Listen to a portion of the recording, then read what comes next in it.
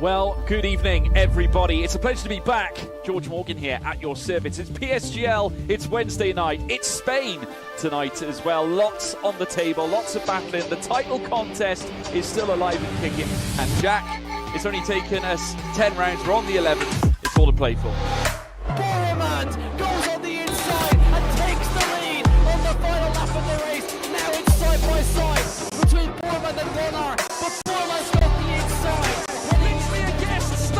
Here in this phenomenal race, Cameron Dowd looking to take P2 in his very first PSGL F1 PC race. Incredible to say the least. You see there, Putin for lead.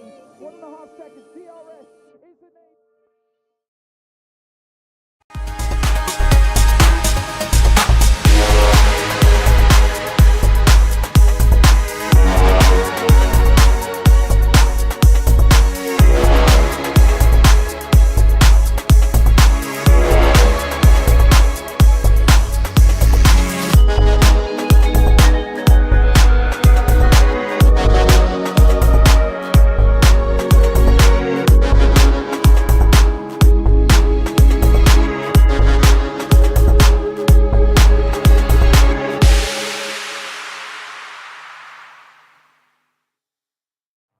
Good evening everyone and welcome back to the PSGL YouTube channel for the final round of this PC F2 season. Tonight we are headed to the Abu Dhabi circuit, which proved an absolute treat last night in F1, and we're hoping for the same thing. Similar stakes to that race last night. Jack West leading the championship on 100 points ahead of Mirko Soriano, sitting 13 back, I believe it is, on 87. So Mirko's got a lot to do. He's got to win today in order to win this championship, or he can take second with the fastest lap. However, Jack, he does have that count back in his favour, so it's looking like it is going in the McLaren in the favour of the McLaren driver. But you know what? This is F2, Nathan. Anything can happen. My name is Dan Field, and of course, once again, being joined for the final time this season by Nathan Richards. Nathan, how are you doing today? Yeah, I'm doing great. It's always great to end the season off and crown someone as champion, but obviously it does come to the end of what has been a really interesting and fun season throughout. So that is the shameful part about it, but I think Abu Dhabi, for me, it's the best place to end the season. Maybe because it's been like that in real life for a long time, but I think even in esports, it's just got that aura around it of being the finale of the season. Yeah, I mean, it is a great track, and of course with the 2021 regulation, or not the regulation change, but the layout changes to this beautiful circuit, it means that racing is a lot better around here, and it's so much more enjoyable, so much more fun to watch, and especially in league racing. Of course, it's changed down in that first sector, where that first little chicane that was so awkward to drive has now just been turned into a straight that leads into the hairpin corner, and then of course down at turns number 9 and 10, that has changed from a chicane to one long winding left-hander, which should make some great racing this evening. If you might have heard in the side of your or in your ears, we are getting ready for qualifying to get underway. However, we'll just have a little rundown of the championship picture. Only 2 contenders remain. It is Jack West leading the way on 100 points ahead of Mirko Soriano. Joseph Loke is in third on 76. He's fighting it out for the third in the championship with Duncan Hoffland, who took a decent result last time out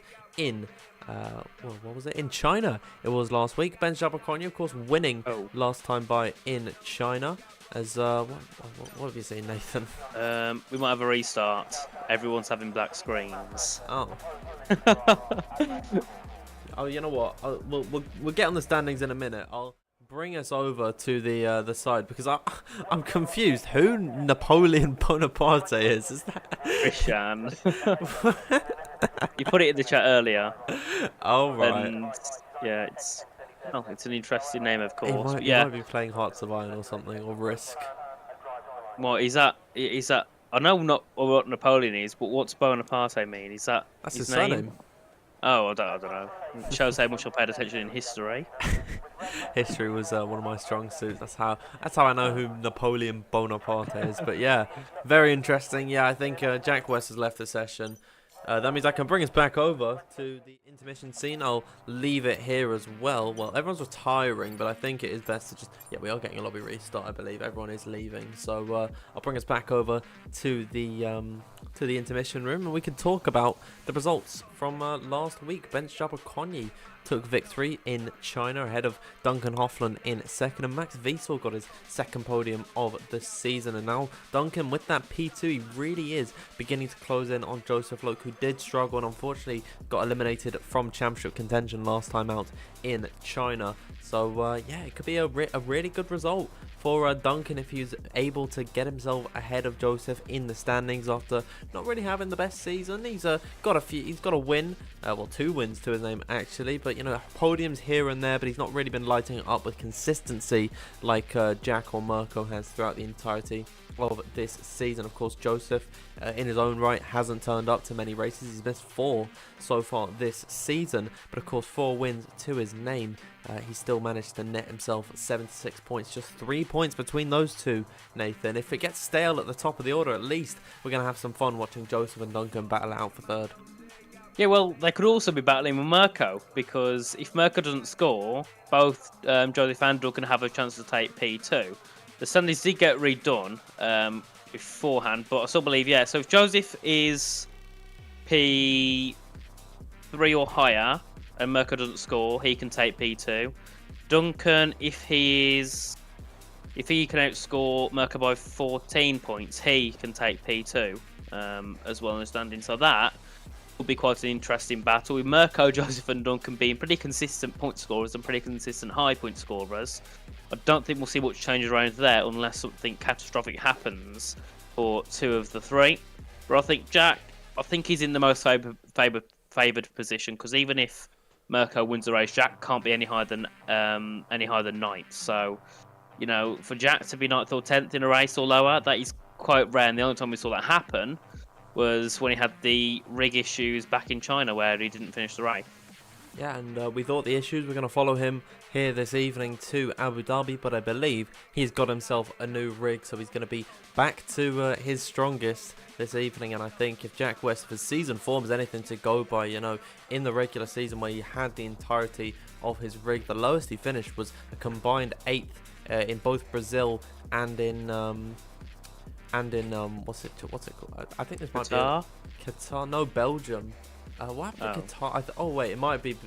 I think, yeah, no. This standings that I've got on the side of my screen are actually, I think, wrong in terms of the calendar, because it got Bahrain first, but Nathan, I remember Brazil was our first round, and of course Jack finished second there. I think he got pipped on the line by Mirko Soriano, and it turns out those two are going to be the championship contenders. It feels so long ago, but it feels like this season has gone by so quickly, Nathan. It's been stories and twists and turns everywhere we've gone, and it's sad that it has to end, but I think season 34 has been a fantastic season of racing.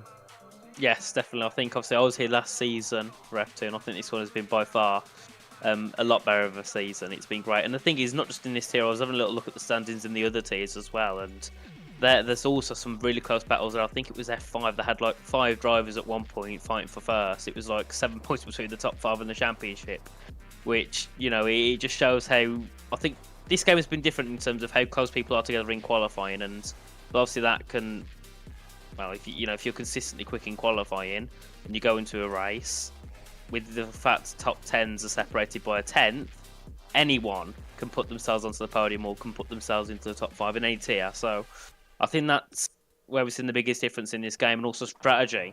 You've seen people who have been in DRS trains have been 14th in the DRS train, pitted 2 laps early, and ended up finishing the race in the top 5.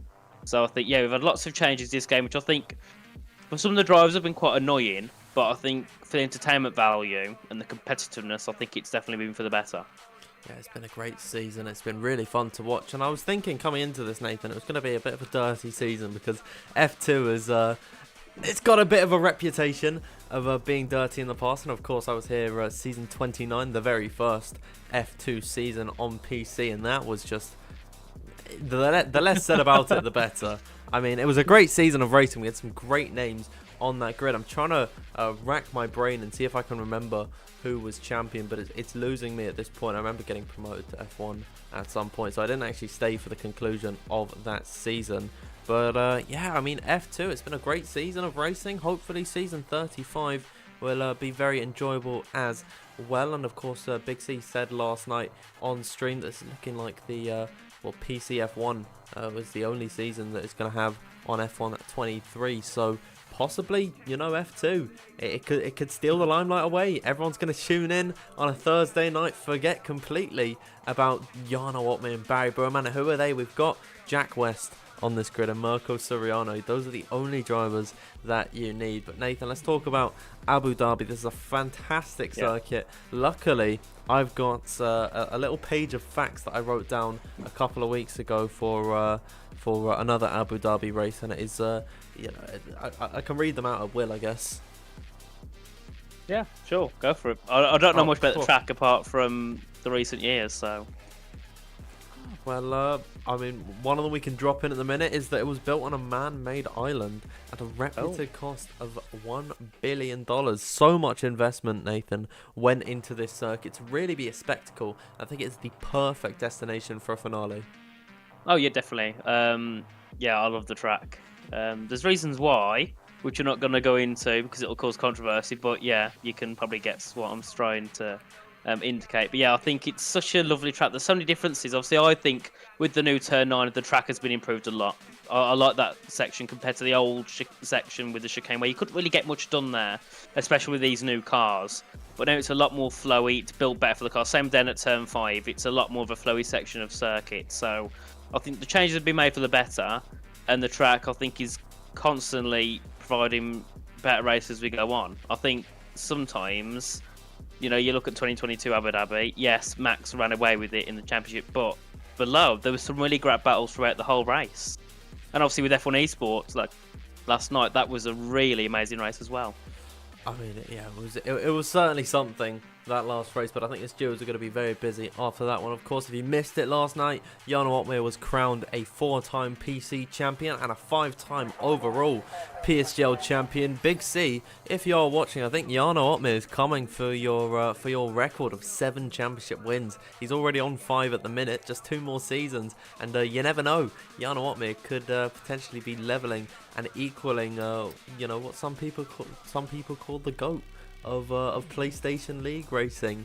But yeah, God, you might have been able to hear now that we are into qualifying. I think now is the time to bring you over. You might be getting a bit bored of myself and Nathan on your screens, as now already everyone itching to get going. Coming out to the circuit, the first driver out on track is a Mercedes, and it is Joseph Loke. Nathan, what can we say about Joseph Loke? Of course, racing in real life GB3. He's made a big impact on this season. Of course, only turning up to a few races here and there, but he has got 4 wins on record this season, and I think he is definitely the man to watch today. Yeah, I think he's a driver that if he was there for every single race this season, he'd definitely be fighting for the championship. In my eyes, he probably would be able to take it because he's just been phenomenal in pretty much every race he's drove in so far, I think bar China. But yeah, I think he's shown a lot of performance, and considering he doesn't have that much time to practice, he's also very quick. So I believe that, if he didn't have his real life commitments, I think he'd possibly be one that would be looking for an esports seat. So yeah, he's a great driver, and I'm excited to see what he can do today, of course. And even though he's out of the championship, I still believe he won't make it easy for Mirko at all to try and take it away. And obviously Jack, he's in a very good position just to finish in the points. Doesn't need to, apply too much pressure on anyone. Just get yourself into a decent position in qualifying, carry yourself, to the line in that top 8, and either way, you'll take that championship. Now we'll see, because obviously last night there was lots of different overtakes and moves being made, which caused in people's championships changing a lot throughout the race. So we'll see if any of that comes into play tonight, and if anyone decides to help people, because I'm sure there'll be lots of friends and teammates in development teams that will be here tonight of each other, so that could play something have a part to play in the race. But I believe we have Mirko, Dan, coming around the final corner to begin the first lap of the session. We'll see what Mirko Soriano can do, fighting for the championship, but it could be as low as 4th by the end of this evening. Heading in towards turn number 1, we'll see what he can do as he climbs up the hill through turns number 2 and 3. We've sometimes seen drivers run side by side through here as he whacks the ball out off the inside of turn number 3, heading downhill in towards the now reprofiled turn number 5. A brilliant hairpin where some drivers like to send it up the inside, which will lead you onto this fantastic long DRS straight, opening up that rear flap, heading in towards the speed trap down at turn number 6, where I think we're going to see the brunt of the overtakes this evening. Mirko Soriano coming to the line. Nathan, you're not driving, you're in the commentary box with me. Mirko Soriano, though, has 324 kilometers per hour top speed, I believe, down in towards that braking zone. He's looking very strong on this lap thus far as he heads up towards turn number 9, where we could see some more battles this evening. He's purple through here as expected, being the first driver on a lap of 52.2 from Mirko Soriano. In Q1 last night, we were seeing the fastest time being a 1 minute 21.262 set by Ulas Zildrum. We'll see how close these drivers are able to get this evening. Now, Mirko Soriano off the exit of the final few corners in towards now this flat out turn number 14, completely flat in these modern day Formula 1 cars, to hit the final braking zone off the exit, then to come across the line. It is going to be a 1 minute 21.278 from Mirko Soriano. Tamas Galdo going to come to the line with a 1 minute 21.118. He'll go quickest of them all. Yeah, very nice up there from Tamas. This is Max Wiesel coming through at the final setup. Joseph Loke into the top 5 there. That's quite a surprise to see him 4 tenths away from pole position. Sergio Sobrino just behind his teammates, and Van Dijk into the top 2. What about Max Wiesel? He goes into the top 2 as that was a McLaren going straight on the final corner. That was Jack West. He's hit the wall at the final corner. Now that isn't the way you want to end your first run, is it? As that was Ben Shabakonya going into the top 5, and Jack now just upping over the curves back into the pit lane. It was weird from Jack West. It looked like he was coming into the pit lane. We just caught the end of his lap there. It looked like he was going to come into the pits, and he just went straight on for some reason down at that final corner. He didn't hit the wall, luckily, but very odd to see Jack West not being able to get his first lap over and done with. We're watching Duncan Hoffland, second place last time out in China, of course the winner of the Mexican Grand Prix as well. He's in some great form at the minute, could potentially be fighting for second in the championship, and he's second in the grid at the minute. 1 minute 21.158 from Duncan Hoffland. A great time from himself there to get himself into P2 and provisionally on the front row of the grid. We're trying to see, is anyone on a lap at the minute? I believe everyone has finished. So Napoleon Bonaparte, that's Rishan Jacobs this evening, was invalid on his lap. I believe the same for Chana Kinchi and Timur Zelenkovic as well, because none of them was able to set a time in the end. And of course Jack West, we saw him going straight on at the final corner. He has returned to the pit lane. So then at the end of the first laps, Tamas Gal on top in qualifying so far. Yeah, I think the biggest surprise for me is Joseph Loke at 21.5. That's fallen a little bit, I think it's about 4.5 tenths off of Tamas Gal. That is not where we usually see him. I don't think he's been outside of the points this season, apart from once, which was in Mexico, I believe. But that was a bit of a scruffy race for him, and he still qualified well. So that's obviously a big surprise. He'll have to try and fix something up in the second part of qualifying. Obviously, Jack West as well, not where he wants to be. Mirko in the top 5. We've seen him do very good from those 4th, 5th and 6th positions. And obviously, if Jack can't get himself a lap on the board, that could be quite detrimental to his championship, as obviously he would then have to gain, nearly 10 places in order to get himself into the top 10. And Duncan Hoffland, I think, still near the end of the season has put in a lot of work, obviously, in that Aston Martin, which Fernando Alonso has called it many times, a very sexy car. So, he's did a great job in P2, just 40 thousandths off pole. But Tamas Gal, yet again, we've seen him with these, one lap wonders out of nowhere, just putting a really good lap time, but then other times he's nowhere near it, is he? Yeah, well, Tamas Gal, he's struggled in recent weeks. He's got 13th place twice in a row, and he's not been on the podium since round number 4. So Tamas Gal, he's certainly, I'd say, fallen off in this championship, and that is very sad to say, but it is true. I mean, he's really struggling at this point in time, and of course, I believe he's always been really quick in qualifying, although he retired last time out in China and then just wasn't able to get any points. It was very odd for for Tamas. He's a bit off the pace as of recent, but hopefully today he's going to be in some fine form. Sorry, I've been distracted by the live chat at the minute, and Michael Marlowe has mentioned that Mirko Soriano, yeah, we did see him just destroy the brake markers down at turn at number 6. I wonder if that's going to catch any drivers out tonight. I know that, Nathan, there is some potholes sort of down there. Could maybe play some havoc to drivers this evening.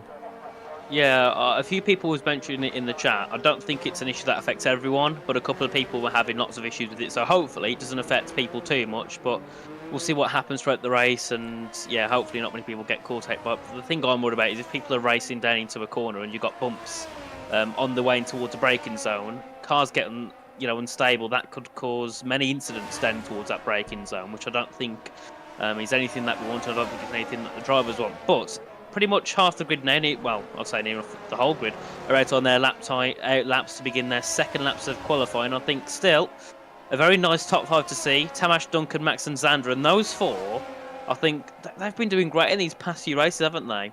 I think we've noticed them in the top. Obviously, Xander's took multiple poles. Max Wiesler as well. He's been on the podium last week in China.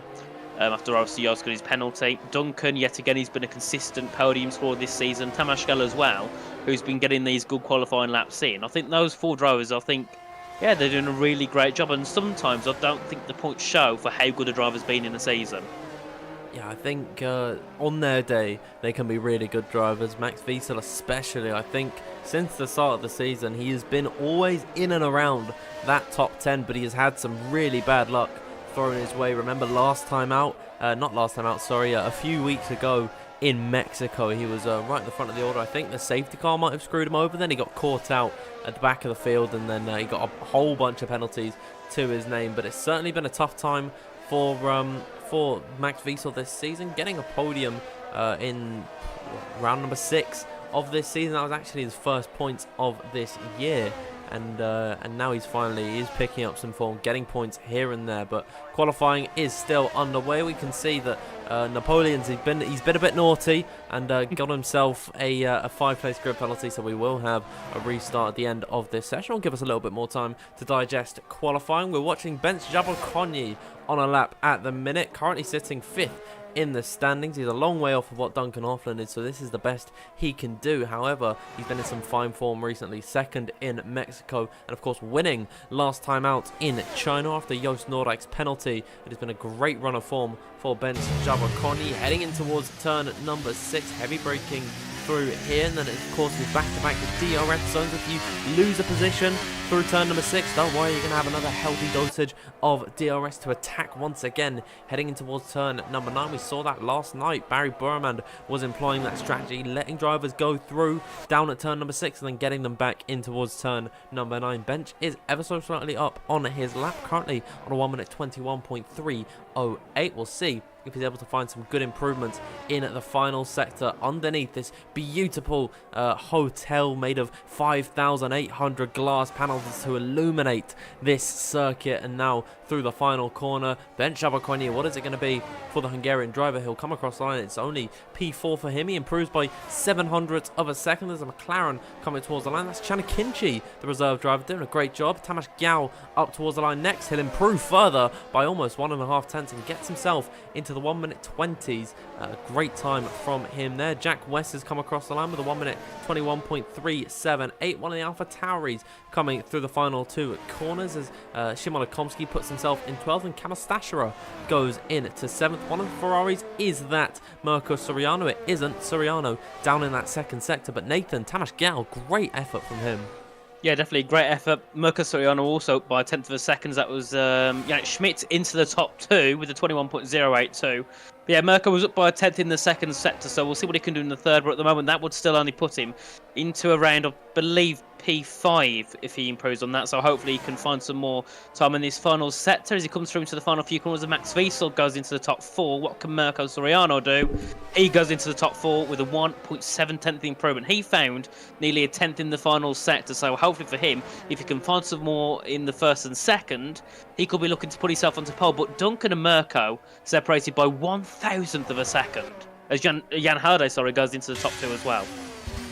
Halliday Great lap time from him there. We'll have a look at the gap to the leaders. PSGL, though, in a league of his own at the minute, 800th clear of anyone else on the grid. Jan Halliday running in P2, just 200th ahead of Yannick Schmidt, and then Duncan Hofland a further 200th off the back of him. Both Aston Martin drivers doing a great job this evening at the minute, running second and fourth. Mirko Soriano just 1,000th to the rear of Duncan Hofland. Max Wiesel and Joost Noordijk also close in behind, but Nathan, I'd say the big story, Jack West, he can't enter the pit lane, cannot convert it here in qualifying. We know that he has struggled in recent weeks to get laps under his belt. I remember in Saudi Arabia, I think his lap time was just the last one that he actually set, so he really is struggling at the minute in qualifying here on a 1 minute 21.378. However, still he does have one more attempt, so fingers crossed for Jack West that he can convert a good lap this evening.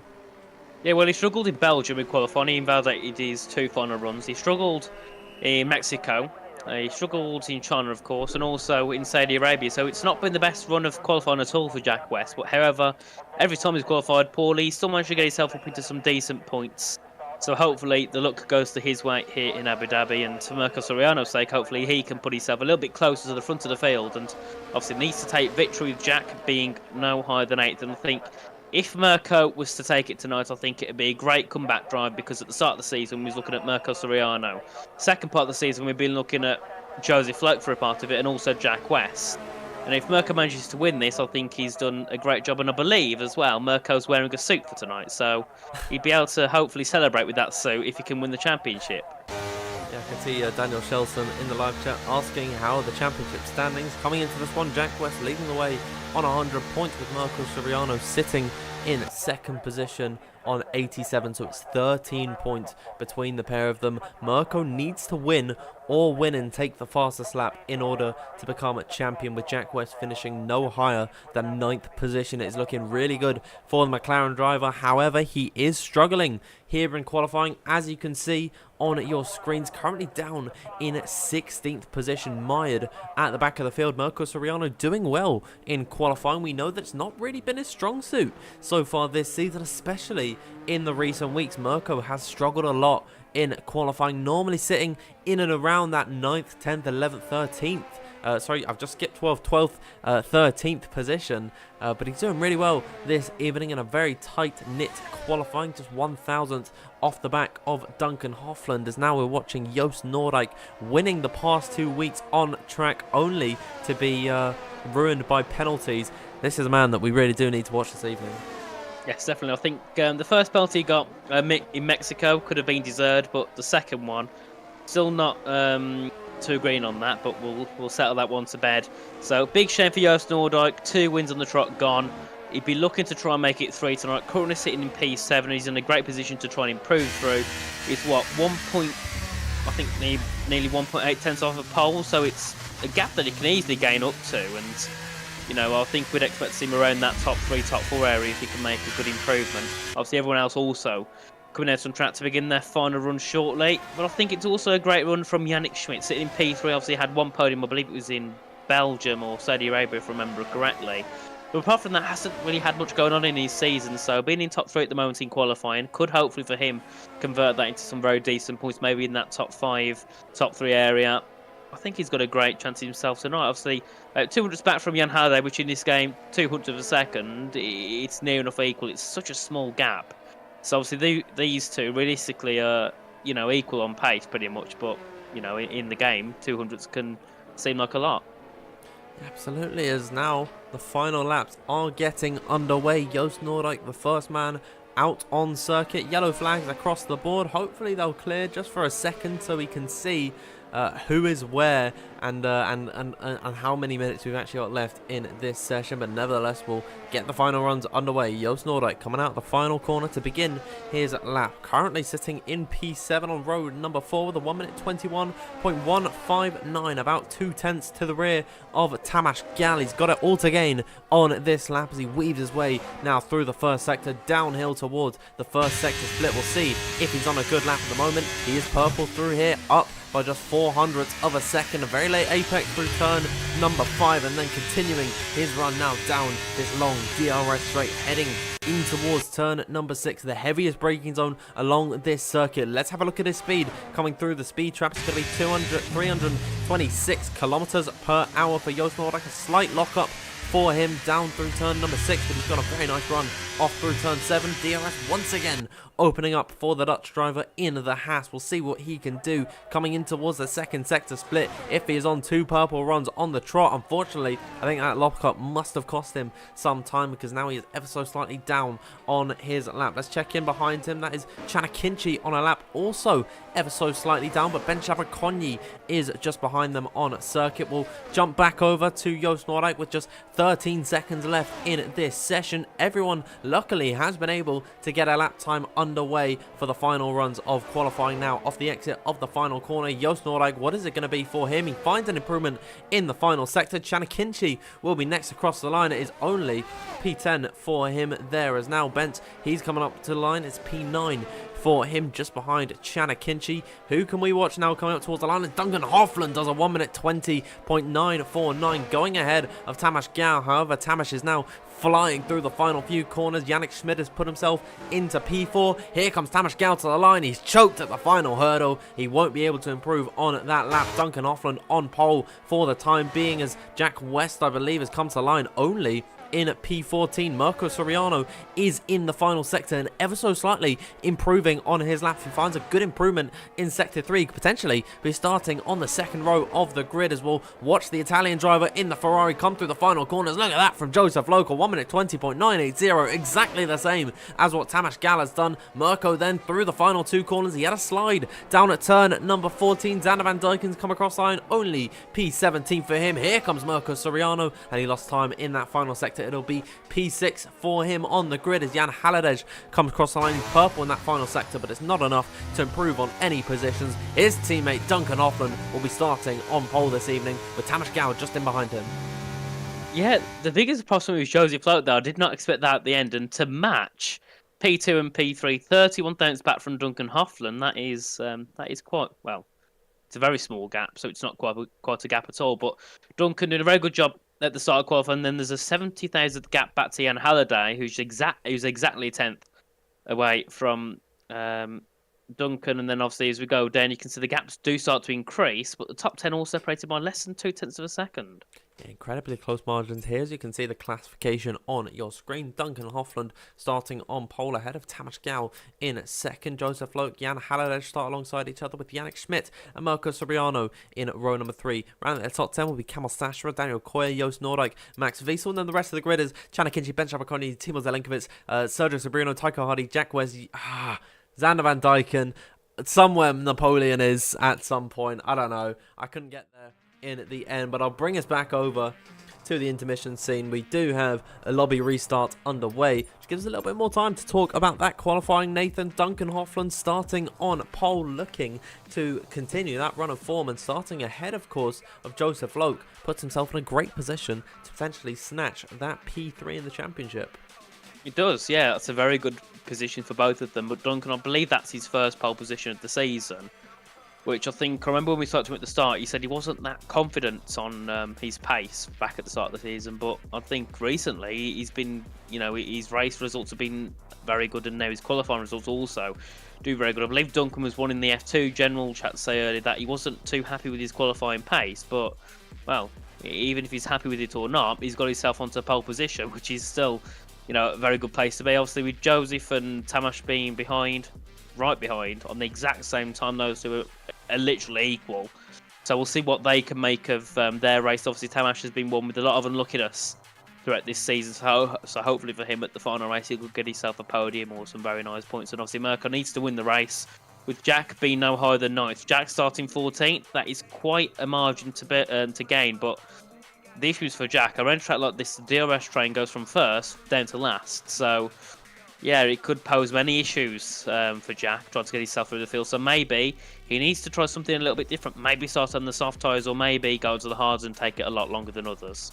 Yeah, you're absolutely right about DRS trains being very prominent around this circuit. I mean, it is typically throughout the entire field unless someone has a real drop off in pace. But something tells me, with how close this F2 grid has been throughout the entire season, that is not going to happen. We are just getting the lobby restarted and underway as we can talk possibly about... Oh god, my mind's gone completely. I wanted to talk about something, Nathan, and it's just gone from my head. But you know what?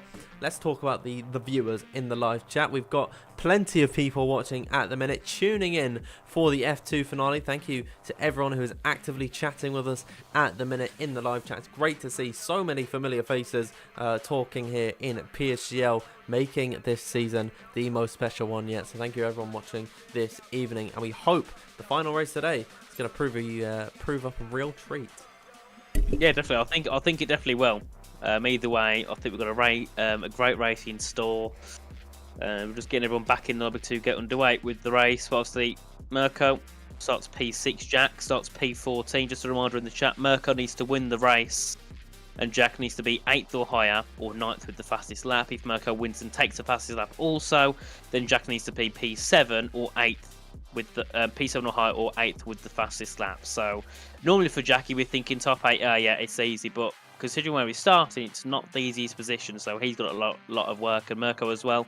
Starting P6, needs to get into the lead. Obviously, I presume he's a development driver for Ferrari. There was 2 of them racing last night. That could also give him a little bit of help with the strategy of what might be the optimal thing to do. So yeah, we'll see if that comes into favour for Mirko. We're just getting everyone back in. I think we've got pretty much everyone in now, and I think it's the first time this season as well that we've had a restart before quali and before the race.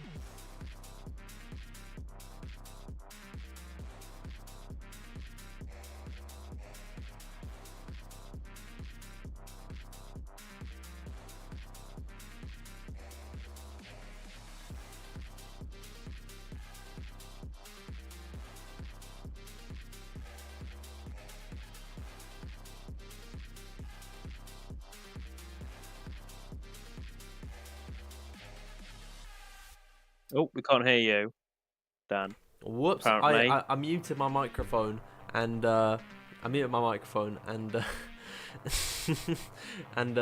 very unfortunate. Sorry everyone. But I forgot what I was saying. I mean, it's gone from my head now. I'm too tired. I wasn't listening.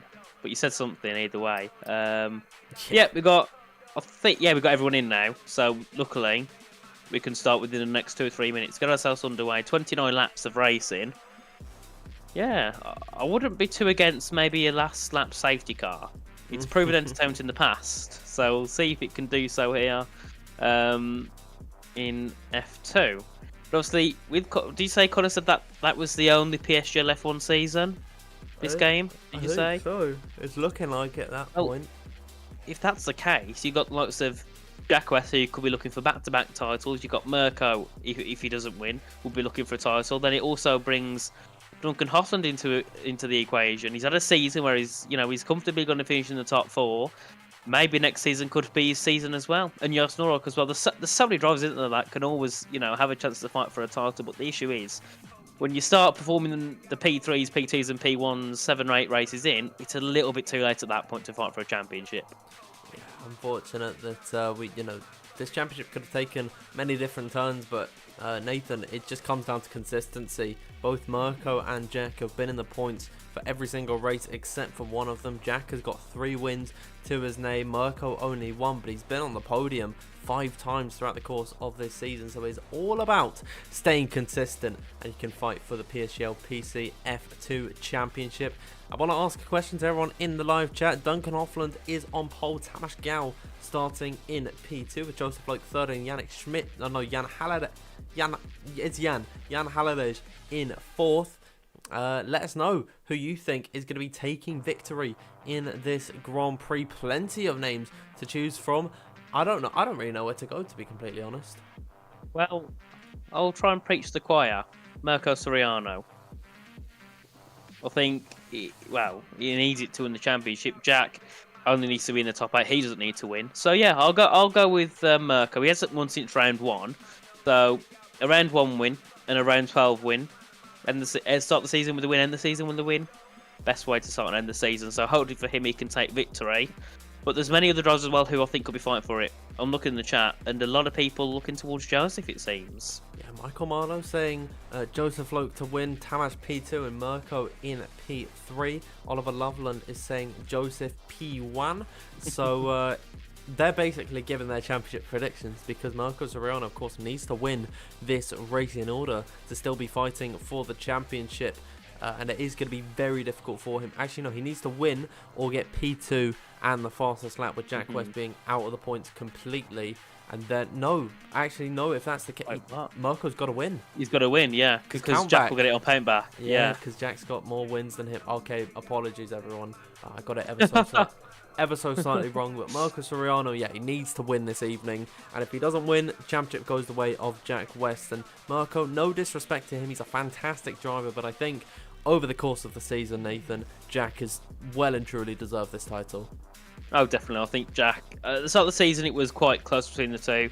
But I think as the season got on, I'd say probably Imola onwards, Mirko has had some struggles, especially in qualifying. In the race, he's been decent, but in qualifying, he's really struggled. I think it was Imola, he qualified P17 the next race on in Belgium. I think he qualified like P15. He's really not had a good form in quali, but he's in the top 6 for today, so he's improved a lot on the qualifying over the past few weeks. So hopefully that could be a sign of also for him a race victory for Jack. He doesn't want Mirko to win, of course. He would like Mirko to be second or lower. Obviously, as long as Mirko doesn't win, Jack can win it either way. So yeah, we'll see what happens, but the time has counted down to 0, so we are heading into the session finally to shortly begin lap 1 of 29 for the Abu Dhabi Grand Prix. Yeah, absolutely. We can join you trackside here in Abu Dhabi for this 29-lap race around this fantastic Yas Marina circuit. After a quick word from our sponsors at GT Omega. Don't go anywhere. We'll be back in a minute.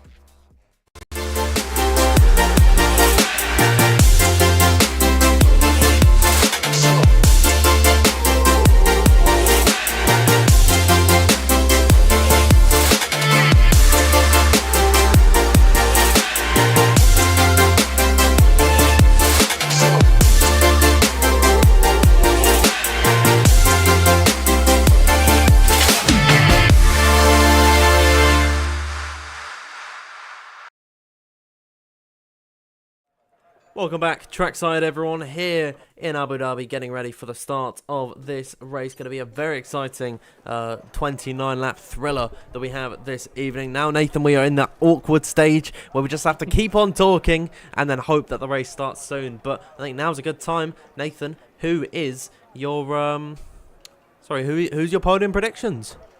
Mirko, Joseph, Tamash.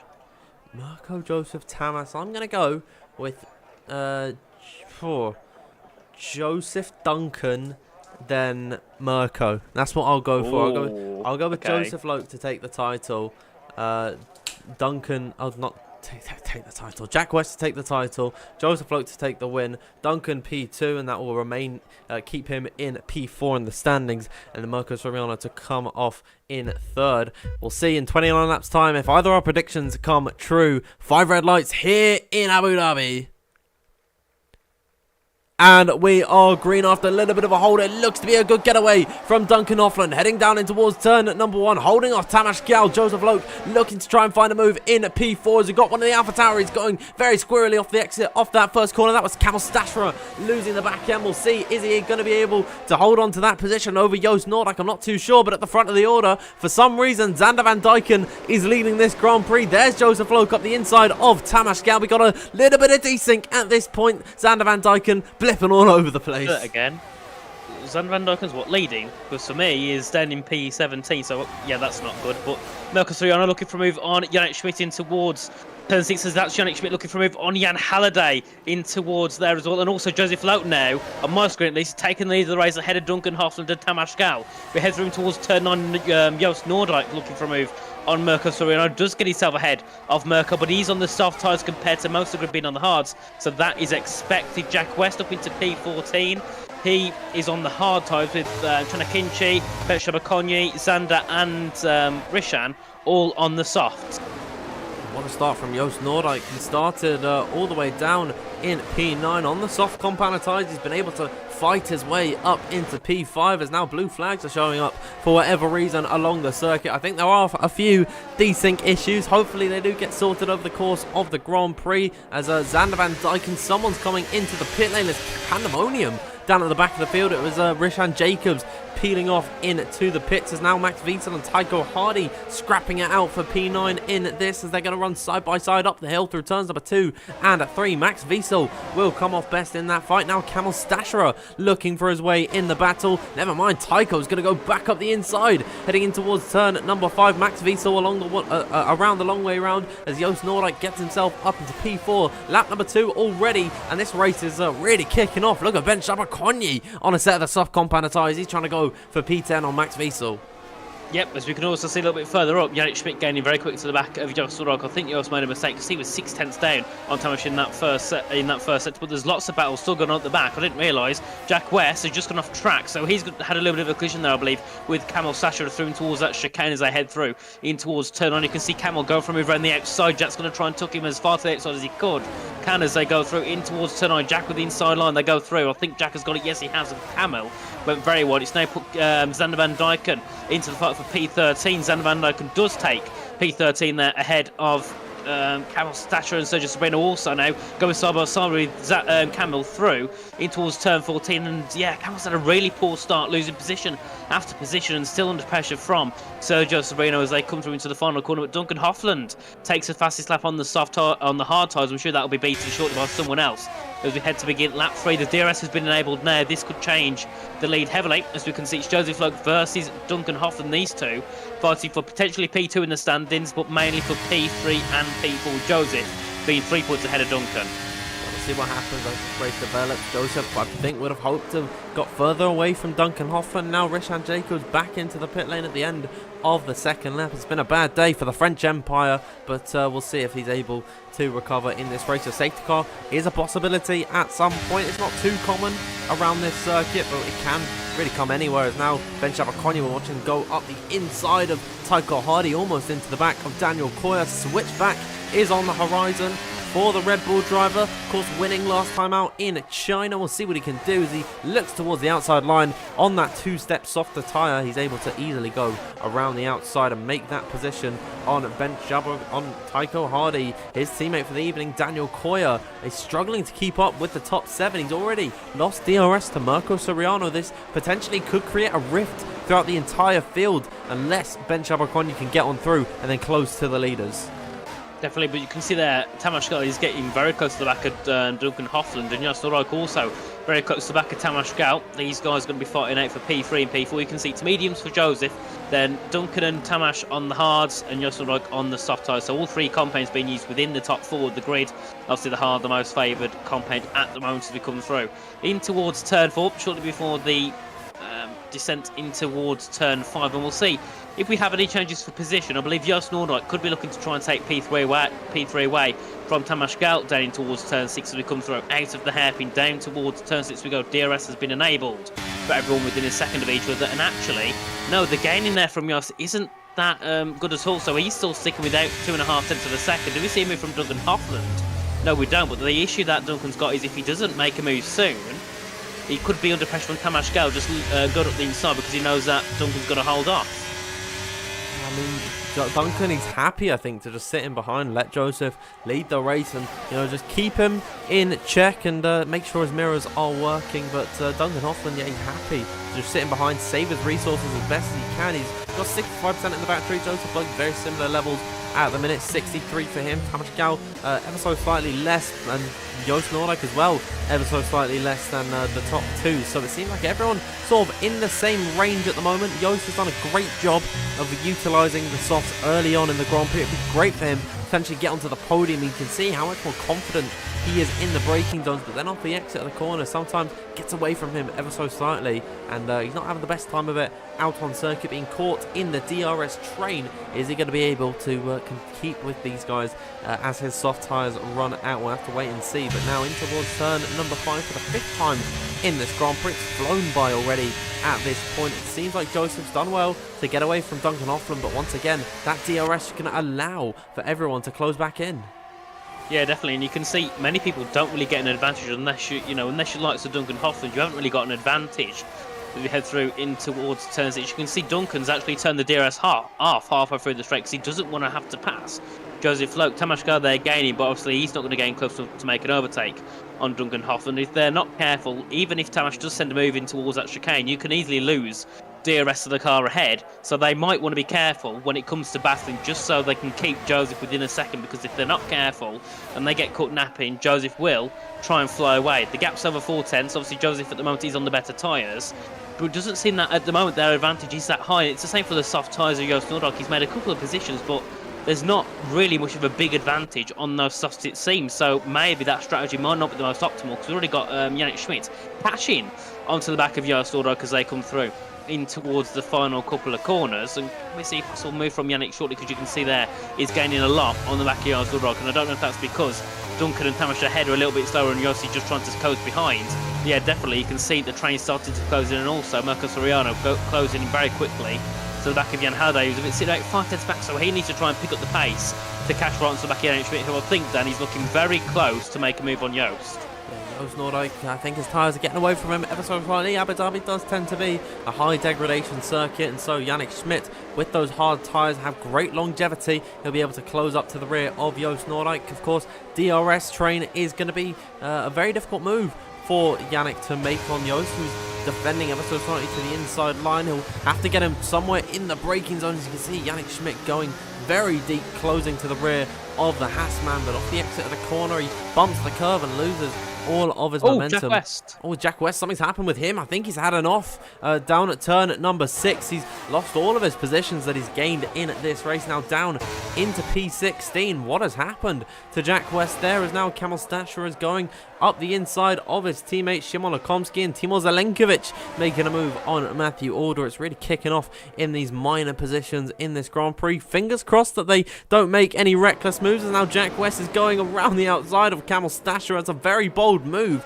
and it came very close to contact. As now Jack, he's really in a tough position. He's a bit powerless in this Grand Prix. He's still, as it stands, winning this championship, but if Mirko Soriano gets into the lead at this point, there's nothing Jack can do. No, he's really in a difficult position, and even if he does get himself ahead of Szymon Lakomski, he's got a 2.5 second gap to Sergio Sobrino, so that is, it's going to be a difficult gap to gain. But you can see now Yannick Schmidt looking for around the outside into turn 5 on Joost Noordijk, trying to make that work, couldn't make it work, but he has got the better exit and the better line coming out of turn 5, down towards turn 6, inside line there for Yannick Schmidt, and he's got a way better exit than Joost Noordijk, and now it seems those softs are starting to really lose their advantages. That's Tiger Hardy also ahead of Ben Shabakonyi in towards turn 6, and there we are, Yannick Schmidt now into the top 4. Mirko Soriano ahead of Jan Halliday. Jan's going to try and fight it back on the exit of the chicane. They fly down now with the DRS in towards turn 9. Mirko an inch ahead, but this could go very close in towards turn 9, the inside line for the Ferrari. Can he keep it ahead of Jan? But Jan's got a little bit more pace. Then that straight to the inside line goes for Mirko, and that's a bit of a send. Jan being pushed very wide as they come through. Mirko Soriano into the top 6, and now he's going to be looking to get through surely on Noordijk, who's losing a lot of pace.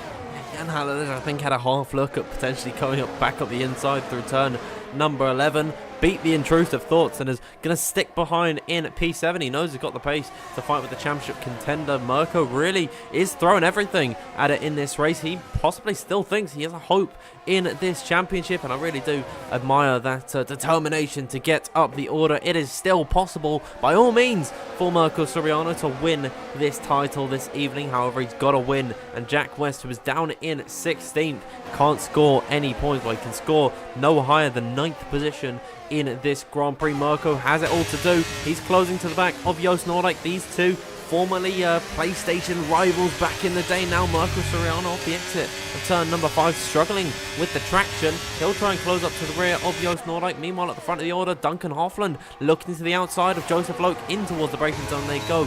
Easy move for Duncan there. I think Joseph can just let him go on through. He'll move back in line and sit in P2 for the time being, as now Jan Halliday once again back up the inside, and this time solidifying the move on Mirko Soriano, who might have been caught out ever so slightly because Daniel Koya is on the back of the Ferrari car. However, Mirko, he's once again closing to the rear of Jan Halliday. He's not willing to let this position go, as now Joost Noordijk runs very wide off the exit of turn number 9. Something's happened to him. He's gone completely off the circuit and allows everyone to go through. Those tyres completely dead on lap number 8 of 29. He's got to come into the pits. Yeah, I'm not sure what's happened to Yo. So at first I thought maybe he punctured, because look at that, he's letting everyone through, but he's lost so much time. So yeah, quite confusing there for Joost Noordijk of why he's let everyone through. I presume he'll come into the pits this lap. Yes, he will. I can't see any physical, visible damage, but obviously there could be some damage that we can't see, of course. But Mirko into the top 6. They're right behind Jan Halliday towards turn 1. Jan's got a 1.2 second gap to the train of Yannick to Duncan. So we'll see if Mirko can get a move possibly down towards turn 6. Obviously, even though they're not in DRS now, Mirko will gain some overspeed down towards turn 6, which will give him an advantage and put himself back within a second of the top 4. Jan, has he got DRS barely? Yes, he has. He did just about get DRS down in towards turn 6. So we can see a little bit further up Yannick Schmidt looking to just move out the slipstream of Tamas Gal into the braking zone of turn 6.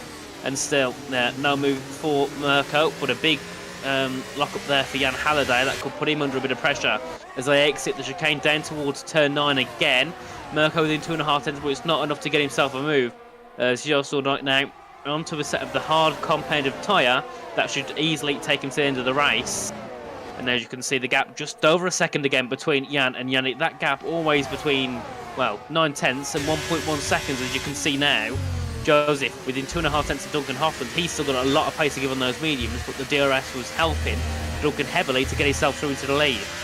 Sooner or later, Jan Halliday is going to make a mistake and allow for Mirko Soriano to go through, and Mirko will have a lot of ground to make up, because it's 8.5 tenths of a second to the gap in between Yannick Schmidt and Jan Halliday. So it will be difficult for Mirko if he does get through on this lap. Ben Travaconi and Xander Van Dyken, the 2 remaining soft runners in this race, come into the pit lane, as now Max Wiesel is the first driver to get a 3-second time penalty for multiple warnings in this race.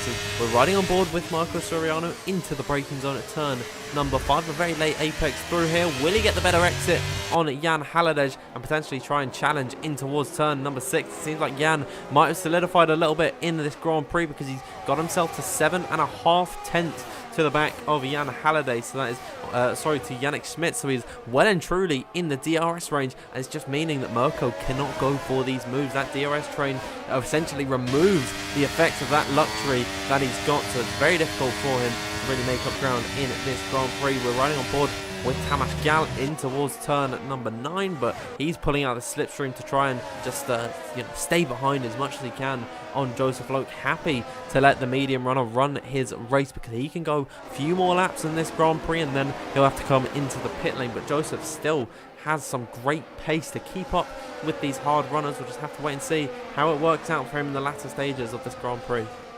Yep, as we come through in towards the final few corners, and Joseph, I think we'll probably pit around lap 14 maybe lap 15, and the hard runners might go to around lap 17, lap 18, unless obviously Joseph wants to try and keep with them until the hard runners also pit. As we head through now out of turns 1 and 2 on board with Yannick Schmidt trying to get close to the back. Tamas Gazai come through in towards turn 5, not close enough yet for Yannick Schmidt to make a move into the top 3, as that was also Joost Noordijk there pitting onto a set of medium tyres. He's pitted again, so he's now behind Chanakichi by 24 seconds. And just ahead of Rishon there, who's been on his mediums for 7 laps long. So Rishon obviously not having the race he would have wanted down in P20, about 30-40 seconds off of the top 16.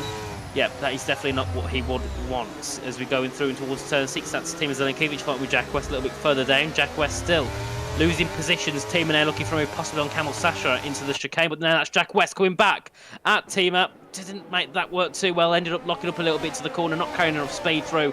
Let Timo take that position back, and now Timo's still going to look for a move on Camel in towards turn 9, and Jack now under a lot more pressure. And if you ignore the fact that Chana Kinchi and Joost Noordijk have pitted, he'd be down in P16. This is really not good at all for Jack, and he's not looking to, I think, to even take any points at the moment, as that was also Kemmel going a little bit wide. But I still don't think that's even enough of an opportunity for Jack to get himself an overtake into P13. Yeah, Jack is really just mired in this train, and he's lost a lot of time to that leading train, because Shimon Lakomsky, who is at the spearhead of this pack, is 5.3 seconds to the rear of Sergio Sobrino. So 11th down to 15th position, completely falling off in this Grand Prix, and Jack West is a part of that train, which is going to be crucial for his championship hopes. Of course, Mirko Soriano is not in a championship winning position at this point in time, and he's in actually a very similar position, Jack West is, to what Jan Otmir was in last night, of course, being taken out in that race, and he was powerless to win the title. But of course, Barry Burman wasn't able to make up the deficit, so Jarno ended up winning the championship whilst finishing down in 18th position, I believe it was. So deja vu, and lightning really is well and truly striking twice, as now Matthew Alder is making a move up the inside and towards turn number 6 on Jack West. Jack will be able to hold him off this time by. Meanwhile, further up the order, Sergio Sobrino getting ahead of Max Wiesel. Ben Shabakoni and Xander Van Dyken have been swapping places a number of laps at this point now. Here's Matthew Alder going around the outside of Jack West, who's going to put his foot on the brake later and will be able to hold that position. Still only for P14 though, so it's not looking too convincing for Jack West at this point. He's not winning the title in the most dominant of fashion, but whatever gets him across that line. Yeah, and you can see a lot of aggressiveness from Jack West there, trying to launch him moving towards turn 13 on Camel Sasha. That's not going to work at all. As we come through towards turns 15 and 16, you can see now Jack getting very aggressive. He wants to get himself some points, and that means he knows that Mirko still has a very good chance at winning this race. Tim Zankiewicz now into the pit lane, so he's done on his set of hard tyres. He'll be heading onto a set of mediums. As we come out of turn 1, you can see now the gap between Camel and Shimon is 2.6 seconds. So Jack has got to get through on Camel as soon as he can to try and gain back to that AlphaTauri, who's then 6 seconds behind the top 10 train. So they're losing a lot of time now to everyone ahead. So Jack wants to try and dispatch them as quickly as possible, put himself into, hopefully for him, the top 11, then try and close on to the back of the train, which is Max down up to Duncan. As you can see now, to the outside Jack goes. We'll try and make an overtake around the outside unless he wants to hold back and get the DRS into turn on. But Tamas Gale getting very quickly onto the back of Joseph Loke to get himself into the top 2 as they head through into turn on. But still, Tamas not going for him, sitting back for now, wants to keep behind the medium runner of Joseph. But you can see now Joseph starting to struggle, starting to lose that rear a little bit more than usual. And then it also puts Yannick Schmidt into this battle. If Tamas is stuck behind Joseph for too long, he's got Jan, Mirko all waiting to paint. So that's Mirko actually. I switched on to him at the right time, looking for a move briefly around the outside of Jan Halliday. Now this battle could get very interesting because Mirko's practically pushing Jan Halliday through some of these corners as they head into the final corner. You can still see the gap less than 0.2 of a second now, just over 0.2 of a second as they exit the corner onto lap 14 and 29, nearly halfway through this Grand Prix. And still, Mirko in P6 needs to take victory, of course, to take the championship, with Jack West needing to finish in the top 8 if Mirko wins. At this point, it's not looking likely for either of them. Yeah, we'll just have to wait and see what happens. We're nearing the halfway point of this race, this championship deciding Grand Prix between Jack West and Mirko Soriano, but neither of them are in the picture really for the win of this race, as Duncan Offland is leading from Joseph Loke in second. We're watching Yannick Schmidt close to the rear of Tamas Gallin towards turn number 6. He'll go very deep on the brakes. We see these guys concertina up through here, and then as they all get onto the power once again, they begin to spread out ever so slightly. It seems like in this DRS train a move is nigh on impossible when you're involved in the pack, as Jack West once again is overtaking Matthew Alder. These two have been fighting out for a number of laps at this point as pit stops are beginning in this race. We saw a lap ago Timur Zelinkovic come into the pit lane for a set of the mediums. He's pitted 3 laps later than Ben Shabakoni and Xander Van Dyken. He was behind them, granted, along this circuit, but now he's 11.1 seconds off the back of those hard runners. It's going to be very difficult for him to catch up in this Grand Prix. So I think the undercut, very powerful around here. Of course, last night in F1, Brendan Lee and Nick Cabana were able to both get a double podium while starting on a set of the soft compound tyres and undercutting the entire field and being on a set of the hard compound tyres for the entire race. So Bench and Xander, do not count them out in this Grand Prix. As now Max Wiesel is into the pit lane for a set of the medium compound tyres, and that, I believe, is the first driver in this top 10 train to come into the pits. Yep, so Matt's going to try and the first, maybe just to get himself out of that train and just try and give himself a bit of clean air. But the issue with that is it's brought him out right behind Xander Van Dyken. So yeah, it's not worked out how he would have probably wanted it to. Actually, no, he's a 7.8 seconds back, a bit of delay there, but still into some bit of clean out. Oh, a bit of a tap there from Tamash onto the back of Joseph Lowe as they went in towards the chicane. That's not an ideal scenario for those two because it's then we brought Jan Halliday within 0.2 of Yannick Schmidt as they fly through in towards turn 9. You can see Jack West a little bit further down being overtaken yet again by Matthew Warner. Do we see any overtakes at the top? No, we don't, but you can see Jan Halliday going very quickly there on the back of Yannick Schmidt, and you can see Tamash as well looking for a bit of a move there on Joseph Lowe. Couldn't make anything work just yet, and Joseph still doing a great job to keep within 2 or 3 tenths of Duncan Hofland as they head through in towards this final set. But you can still see now the likes of Yannick, Tamash, Jan, Mirko looking a lot quicker now than Joseph Lowe, and surely we'll be looking to pounce within these next 2 or 3 laps. The gap now between Joseph and Duncan just over 0.6 of a second, and the gap between Tamash and Joseph just over 0.2 of a second as they exit the final corner back down towards turn 1. And now I think within the next 3 or 4 laps we should see everyone pretty enough pitted and onto a set of mediums, or if they want to go for a bit of a daring option, onto a set of softers. That's Tamash Go there going a little bit wide at turn 1, trying to avoid that track limit violation by going a little bit wide for a little bit too long as they now head down in towards turn 5. And Max Wiesel gaining very quickly on the back of Kamil Sasha. That gap now from 7 seconds down to 5. I think that the hard to mediums or even medium to soft is very possible around this circuit. We'll have to wait and see who is going to be brave enough to stretch the tyres out as long as possible, try and make that work. Because now we're watching Jan Halliday, who seems to have a lot of straight line speed, close to the rear of Yannick Schmidt. It's the reason that Mirko Soriano has been pushing him through the corners, but then not been able to make the move stick along the straights. And Ben Coney and Xander Van Dyken are making their way through slower traffic. One of those drivers being Jack West. Meanwhile, at the front of the order, there is Joseph Lowe going for the move on Duncan Hofland. Have a look at the battery for him. He's using it off the exit of the corner. He darts to the right-hand side to solidify that overtake on Duncan Hofland. I wonder if that signifies that he wants to come into the pit lane at the end of this lap. Duncan has got that blue spanner and screwdriver, which means his pit window is open. He should be coming in very soon. We got yellow flags. That's Napoleon Bonaparte going around at turn number 5 by himself, as now Mirko Soriano have multiple drivers into the pit lane. Tamash Gal, Mirko Soriano, Daniel Koya, VSC's been deployed. Was that for Rishan spinning at turn 5? What? I think maybe. It's a bit of a weird one though, isn't it? It gives a free pit stop. It actually gives a free pit stop basically to Tamash Gal, Mirko Soriano, all of these guys that have dived into the pit lane, and yeah, Joseph Lowe, Duncan Hofland, Yannick Schmidt, Jan Halliday, all of these guys that have stayed out on circuit essentially have been screwed over by this, really for no reason. And I think the net leader in this Grand Prix, well, it is Ben Coney and Xander Van Dyken. Jack West hasn't come into the pits. I'd have expected him to come into the box, but I guess Chan might have been in the pit lane, but no, I'm not too sure why Jack has actually stayed out here. Yeah, well, that's brought now Mirko less than 2 seconds behind Jack West. That is how much this VSC has helped him. As you know, had bet down in towards turn 6. I don't think we're starting again, but this, to me, seems, it looks a bit tactical, if you ask me. Hang on now, Mirko Soriano, he's now in a net P4, right behind Tamash Gal. Ben Coney and Xander Van Dyken are just 2 seconds up the road on worn hard tyres. If they're able to clear them with relative ease, Mirko will be in P2 and fighting it out with Tamash Gal for the win of this race. Jack West is yet to pit. He will be right down the back of the order once he pits. And now the DRS has been enabled. I think we are back to green flag racing. Mirko Soriano is in championship winning contention.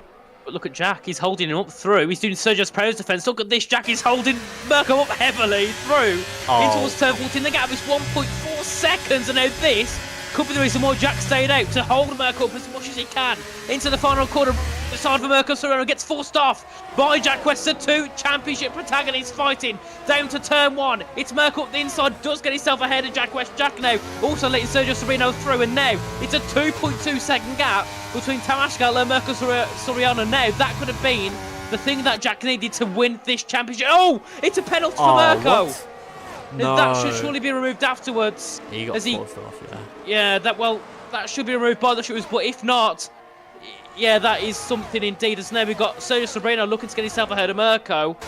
And well, this has gone from amazingness to, well, I don't know what it is for Mirko, but you can still see at the front Josie Floke trying to get himself back into the lead, does get himself into the lead, but goes a little bit wide. He goes really wide. That allows Yannick Schmidt through and Duncan Hoffland down. And now these are going to pick, but they're going to come out so far behind.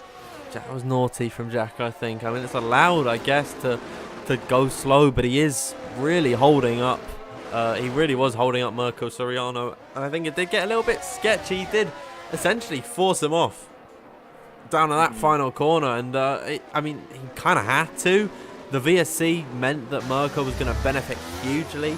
And he decided, yeah, to play that risk, because now all the leaders coming into the pit lane. And I think it's going to work out great for him. It was a gamble, I'd say, to stay out and potentially be ahead of Mirko Soriano. But it's worked out for him, because now Mirko is way down, well, he's not way down the order, but he's lost a lot of time to Tamas Gal at this point. It's 1.9 seconds at the minute. Tamas is trying to go around the outside of Xander Van Dyken, but he can't actually make the move at this point. If Bench and Xander hold up Tamas, Mirko still has a hope of potentially winning this race. It's not over. We're 11 laps to go in this Grand Prix. And look at that, Tamas Gal, he's not been able to get through on Xander Van Dyken just yet. Mirko Soriano is gaining huge advantage in towards this, and there's Tamas Gal up the inside of his teammate, and Xander Van Dyken, a double overtake for the Hungarian driver. He'll get the move done, and he'll get himself up into the lead of this Grand Prix. Xander and Bench, they've hung on well in this Grand Prix, but those tyres are not going to be able to compete with the fresh mediums. Now Mirko Soriano is a second back from these two. It's not over for him, but it's still going to be a tough battle for Mirko. It will be, but the one thing I was looking at is Josie Floke on the soft tyres. Now that could work wonders, or it could work terribly at the end of the race and he could lose 3-4 positions as well due to the fact his tyres will die. But we'll see what happens with Joseph. He's got himself 2 positions already in one corner. Jack West letting pretty much everyone through now. He's let Tycho Hardy through.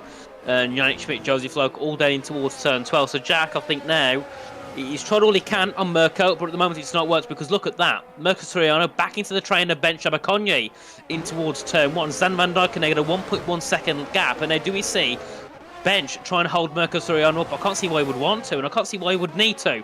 But we'll see what happens as they head down in towards turn 5. It's the outside line for Mirko. Will he change that to the inside in towards turn 5? No, he sticks to the outside line.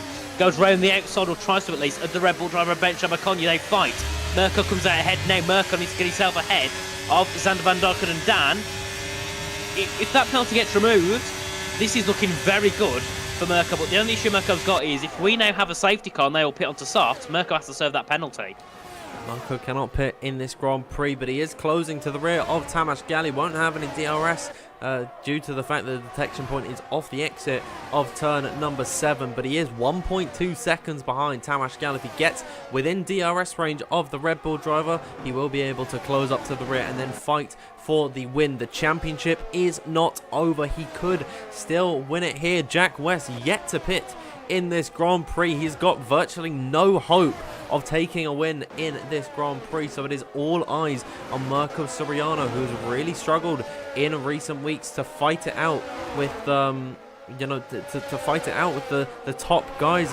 He's sort of kind of, it's sad to say, but he's sort of lucked into the positions that he's actually gained, because he's really, in recent weeks, he's struggled in qualifying. He's not had great race pace, then the safety cars have saved him, but now he's clutching onto this one. He's almost within that 1 second window of Tamas Gal, but he needs to get the DRS. He's using the battery through turn number 3 to get within the DRS range, and he has done it. The detection point is at the braking zone of turn number 5. Mirko Soriano, we have a race on our hands, because he is now within 1 second of Tamas Gal. He'll open up that DRS down this straight, and he'll close up to the rear of the Red Bull driver. He'll bring along Sergio Sobrino in behind. It's great to see that Sergio is having such a great race at this point as well, as now Xander Van Dyken and Bench Aberconye still fighting it out. But Nathan, 9 laps to go in this Grand Prix.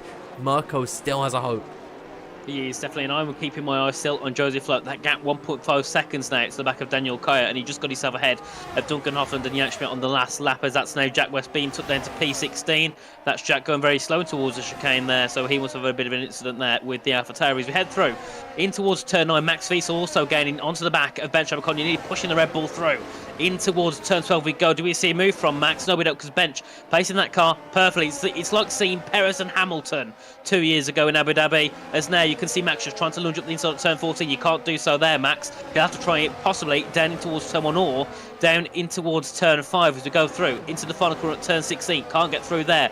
Not enough pace for the Mercedes as he slides through the final corner. We head back into turn 1, and you can still see now the gap just over 0.3 of a second. Max needs to get ahead of these guys, because the issue he's got is if you don't get ahead of the Haas and the Red Bull and try and pull away, that penalty is going to hurt him even more and more, and he's going to lose 6 or 7 positions at this point, and I think he would even be outside the top 10 with that penalty right now. Yes, looking difficult for Max Wiesel in this Grand Prix. However, he'll be able to utilise the DRS down this straight to close up to the rear of both Zander Van Dijken and Ben Abercrombie. Just a few laps ago, Tamas was able to get through on both of these guys in one corner at the braking zone of turn number 6. Max has got Ben Abercrombie up the inside. He'll be onto the rear of Zander Van Dijken now off of the exit of turn at number 7 and down this DRS straight. He'll open up that DRS and he'll utilise some of the battery to cruise along the outside of Zander Van Dijken. He'll get himself up into P4, and now he'll try and hunt down the podium places. As now Jan Halliday looking towards the outside of Zander Van Dijken. He got through on Ben Abercrombie, utilising these mediums as best he can around the outside of turn number 11. What a move from Jan Halliday there to get himself into 5th. 2 moves in just a few corners. Daniel Coyer's getting involved too. Joseph Loke is arriving on the scene. Nathan, it's pandemonium down in turn number 22. It is, and that's Joseph Lowe on the outside of Ben Abercrombie. That's also Daniel Coyer going for a move right up the inside of Zander Van Dijken into the final corner. But that was such a scary moment for Jan Halliday to turn 9. He went past I think it was he went past Ben Abercrombie, went for a move on Zander Van Dijken, but Zander didn't see him coming, so moved back onto the racing line. Jan then had to go off track, so that would have been a very scary moment there for the Aston Martin drivers. He head back down to turn 5. Joseph Lowe now looking to get himself ahead of Zander Van Dijken round the outside. Goes the Mercedes driver, just get himself ahead barely. Can Zander try and hold it back? He will. And Zander, despite being on the hard tyres, got a great exit out of turn 5. And you can see Mirko Soriano gaining in at the back of Tamas Gal, and Jan Halliday also making a move on Max Wiesel.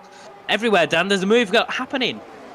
Lots of moves being made on lap number 23 of 29. This race really has flown by. We are just a few more laps left to go in this race. As now Sergio Sabrino is trying to make a move on Mirko Soriano. Mirko's doing well to recharge the battery as best he can. A slight mistake from Tamas Gal off the exit of turn at number 9 through 10, 11 and 12. Now this triple right-hander which slows up through turn at number 12 in through 13 and 14. Mirko is biding his time, waiting for the last opportunity to take that move, as there is Daniel Coyer with 2 lap fresher medium tyres going around the outside now of Max Wiesel, heading in towards turn number 14 in through 15 and 16. Daniel's got that move set. What about Joseph Loke in behind on those softs? They are getting on a little bit in way. He should be able to 100% make it to the end of this Grand Prix. Whether or not he'll have pace to fight with the likes of Max Wiesel and Duncan Hoffland, that remains to be seen. But Max Wiesel with a slight mistake off the exit of that first corner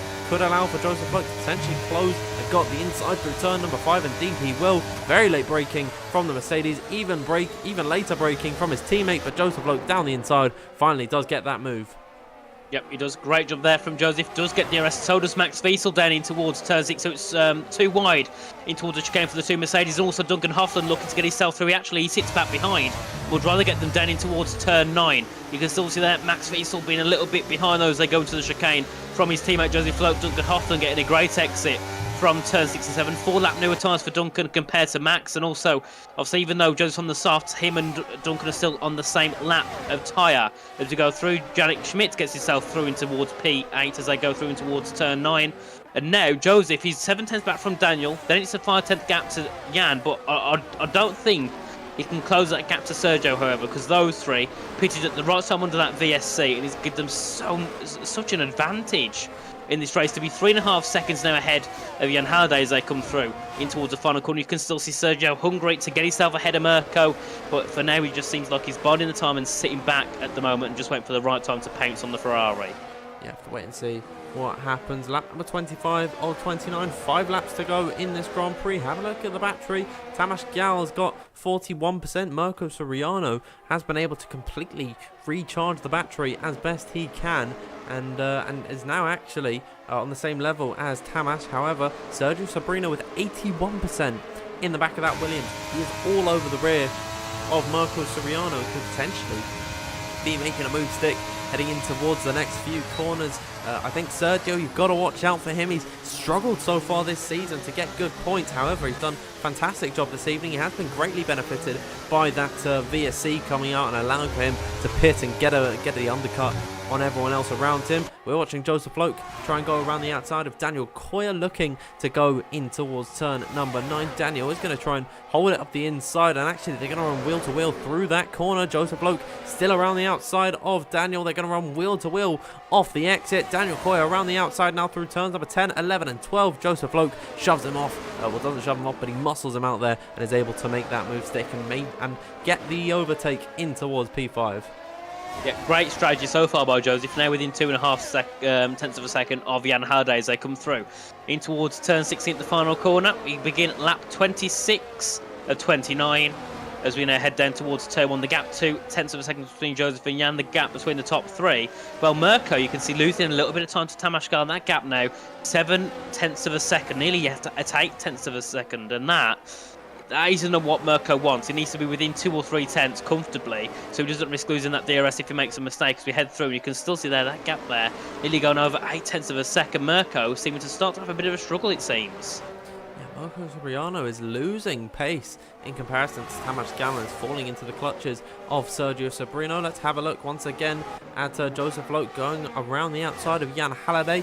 Duncan Hoffland as well making that move stick on his teammate, and that's just the power that the DRS has down through in towards that speed trap. Jan Halliday was running 4th before that straight, now is all the way down into 6th position. However, he'll be able to charge up the battery and try and strike back in the next few laps time. Daniel Koya all over the back of him through turn number 9, but I think Jan Halliday will be solidified in that P9 position. At the front of the order, Tamas Gower has been reeled in ever so slightly by Mirko Soriano, and Sergio Sobrino still keeping in touch with these guys. They've got a big gap to Joseph Loke in behind. We're coming up to now 3 to go in this Grand Prix. Looks like this top 3 is going to be all set. Yep, definitely, and you can also see there Tycho Hardy looking for a move on his teammates. 2 lap difference in tyre age between these two. 8 laps for Tycho, 10 laps for Daniel Koya as they head in towards that first corner. Gap's just over a tenth. Now these two obviously teammates at F7R. I don't think they'll fight too hard as they come through into turn 5. And if Tycho's quicker, surely they'll let Tycho through. That's an incident for someone. Who's that? That is Jack West. Obviously he just popped to the pit lane, and I believe now he's been lapped on circuit, which is a big shame there for Jack West, of course. Obviously this race has literally got, it's been nothing for Jack, unfortunately. I believe it's his first race that he's finished that he will be outside of the points. So Sabrina looking for a move on Mirko. Marco Soriano going up the inside now of Tamas Gal. Sergio found the move. Marco Soriano, though, he's found another. He's gone up the inside and now leads this Grand Prix with just 2 laps to go. Tamas Gal running in P3 now, but he's got the DRS to try and fight back with these guys. There they go around the outside. Marco Soriano once again relegated to P3. Sergio Sobrino leads this race on the 27th lap out of 29. Tamas Gal still fighting it out with Marco Soriano. Mirko holding on to this P2 with his life, and will be able to hold on to that one there. He'll stick with that one. Mirko Soriano in P2, but Sergio Sobrino with more ERS than everyone else in this fight, leading the way. Yeah, well, sort of seeing that one at the start, that I didn't expect that to happen all of a sudden, but we head down to turn 1 now. It's Sergio Sobrino who takes lead of the race, ahead of Mirko Soriano, ahead of Tamas Gal and Joseph Loke. You can see now he's in P4, obviously not really gaining on these guys at all. He's about 3.4 seconds, sorry, back off these trainers. That was, Yosso Noak's car moving out the way, down towards turn 5. That's not putting the car. As we head through into turn 5, Mirko Soriano has got the DRS, and the issue he's got now is Tamas has been looking very aggressive. So maybe Mirko can't afford to just sit back behind Sergio. Maybe he's forced to make an overtake for the lead. But remember, we've got 1.5 laps left to go, and this, for Mirko, is for the championship. This for Tamas is for his first win, and also Sergio for his first podium, I believe, of the season. So lots on the cards for these top 3. Also further back, we've got Duncan Hoffland, fighting with Joseph Loke and Jan Halliday and Daniel Koya through in towards turn 7, and it is Daniel and Jan running side by side through, as I believe still yet again back to the lead. Sergio looking for a move for the lead again on Mirko Soriano into turn 9 we go. Tamas Gal also looking to put it on the inside of Sergio Sobrino. They nearly make contact through there, but still Mirko keeps that lead. We're coming to the last lap shortly, Dan, and now I think Mirko is in the worst position in the all. He's got no DRS. The 2 behind have, and they're really just behind. Yeah, if Mirko Soriano does not win this race, the championship goes to the man who's a minute off the car in front of him. Jack West down in 18th position, completely powerless in this championship. He held up Mirko Soriano a few laps ago, which really did, I think, help him it helped Jack West give himself some hope. And Mirko, though, he's really fought back in this race, and if he wins it tonight, then he certainly does deserve it. He won the first round in Brazil at the beginning of the season, where he was able to overtake Jack West on the line. He'll close off this brilliant sandwich of a season and win the first and last race. Already you can see he darts to the inside line, trying to hold the position on Sergio Sobrino, hunting for his first win of the season. The same goes for Tamas Gal. There's Sergio Sobrino up the inside at turn number 6. Mirko Soriano will go deep on the brakes and make contact with the Williams driver now off the exit of the corner. Tamas Gal looks to have the best run. They're all going to run side by side in towards turn number 9. Mirko Soriano using all the battery he can. Sergio Sobrino without any DRS in towards the corner. They go there 3 wide at the front of the order. Mirko Soriano, he's been touched, he's been spun. Mirko Soriano around and out of this race. His championship comes crashing at turn number 9 here in Abu Dhabi. Sergio Sobrino, the man with blood on his hands. The championship is decided as now through the final few corners, Sergio Sobrino, he has not scored a podium so far this season. He'll cap off the season with a win on track as now through the final corner they go. It will go the way of the Spaniard. Tamas Gal in second. High drama as Duncan Hoffman comes across the line to finish P3. But the big story here, Soriano out of this race. Jack West down in 18th. He is your season 34 F2 champion. Well, I have absolutely no words for that, for the final lap, but yeah, big shame for Mirko, and I definitely can feel for him, because I can understand he'll be very angry right now with that. Not sure who's at fault, as it was quite hard to see from our angle, but Sergio Sobrino, first win of the season. Tamas Gal back on the podium along with Duncan Hoffman, who I think is on his 3rd podium in a row. Jack West winning the championship from 18th, same as what Jarno Otmir did. And it just seems that for someone, every single time we race either on eSports or IRL at Abu Dhabi, someone ends up having heartbreak, and this time here in F2 it is unfortunately Mirko Soriano. Was having such a good run, but unfortunately on the last lap of the race, DNF'd. And Dan, I don't think we've seen anything quite like this season. I'd say for the entertainment value, it was a spectacle to see, but for Mirko Soriano, a big shame, and for Jack West, well, I'm sure he's not happy that Mirko's crashed, but he's happy that he's won that championship. Over the course of the season, Jack West totally deserving of this championship, but I think tonight Mirko Soriano completely deserved to win it, and I think being in the wall at turn number 9 is not the way that this championship should have ended for him. He should have been on the podium, and he should have been, you know, potentially celebrating a championship, but Sergio Sobrino, I mean, he'll win the race, but that might be in question. I think maybe he went a bit too deep on the brakes. I don't know if Mirko left enough room. I didn't really see a proper angle of it. It was sort of eye level to the circuit along the outside, and that was really difficult to actually tell who was at fault there. Hopefully there's some Twitch clips floating around out there from these guys that we can potentially have a look at. Maybe if Tamas was streaming, he would have had the best view of it all, I think. Maybe if we get to hear from them in the commentary box at the end of this race, maybe we can hear from, you know, get their point of views on the story. But there it is. Provisionally, Sergio Sobrino winning this race from 14th on the grid. Tamas Gal in second. 3rd is Duncan Hoffland. 4th will be Daniel Coy, and 5th is Yannick Schmidt. Tycho Hardy 6th. 7th for Jan Halliday. 8th is Joseph Loke after his soft tyres completely died off at the end. Ben Abercrombie 9th, and rounding out the top 10 is Max Wiesel. Xander Van Dyken just misses out on points in the finale. Matthew Alder in 12th. 13th for Chana Kinchis. Timur Zelenkiewicz in 14th. 15th is Kamil Stachura. Szymon Lekomski in 16th. And, well, Mirko Soriano DNF, but he's actually been classified ahead of Jack West, because Jack was a lap down, and of course Mirko Soriano did more than 90% of this Grand Prix. So Mirko, he does finish ahead of Jack West in this one, who is in 18th. But your champion and then your DNS for today, Joost Noordijk and Rishan Jacobs. And Nathan, that caps off what has been a hellacious ride here in season 34 of PSGL PC F2. But it's over. It's done and dusted, and we got to look to the future now. Yeah, it's been a championship which I've thoroughly enjoyed commentating the whole way through. There's been twists and turns every single race in this championship. At one point you're looking at Jack, and then you look at America. You've also been looking at Joseph Loke fighting for this championship. It's come out in Jack's in the upper hand for Jack. Obviously, Phil for Surrey, and also for Joseph Loke, who lost his chance to try and take it back in China. But yeah, it's been an absolutely amazing season to watch, and for the entertainment value, I really enjoyed it, and probably one of my favourite seasons as a commentator. I've done 4 seasons, well, 3.5, and this I would say is probably the best I've commentated over. But we do have Tamas Gal in the waiting room, and I've been keeping my eye on the F2 chat because I'm waiting for a few people to put messages in there. Surprisingly, the one I was expecting hasn't said a word yet, but we also have Duncan Hoffland in the waiting room as well to pop in for an interview, and unfortunately won't let me drag them up. I can bring them in. I'll drag in Duncan Hoffland and Tamas Gal into the waiting room. We can talk to them. I think Nathan starts off with a little chat with the man that finishes in P3, Duncan Hoffland. Duncan, welcome in.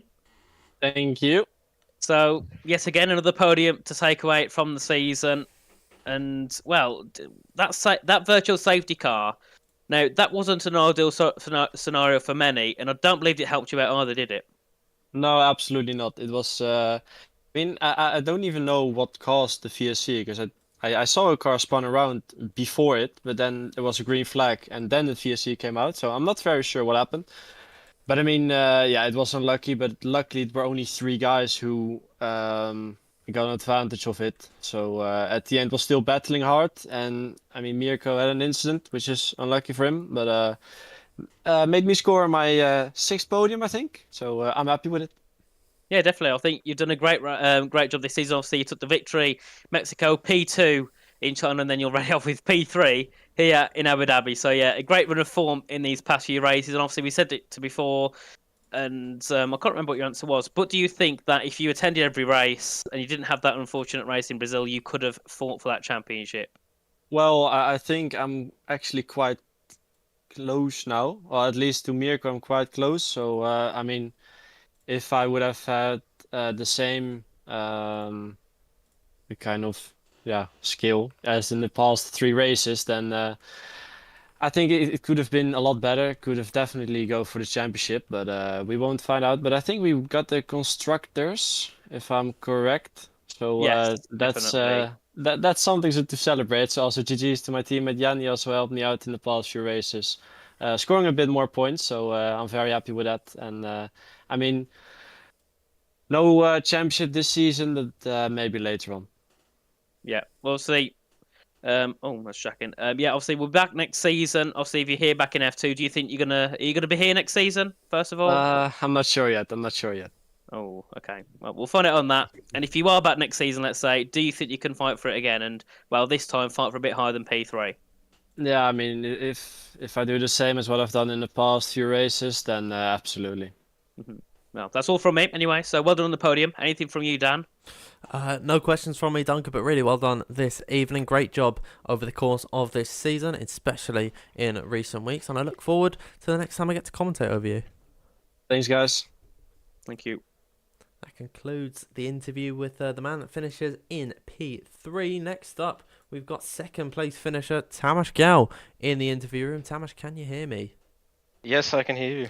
All right, so starting it off in this race, it's the final round of the season. It had been quite a while since your last podium. Did you think coming into this one you got the confidence to finish in this position? Yeah, I mean, obviously I practiced for every single track the same amount, like for Abu Dhabi, and I had a lot of potential for every single track. But I had unluck for a lot of times, but Nathan also knows that because he watches my races.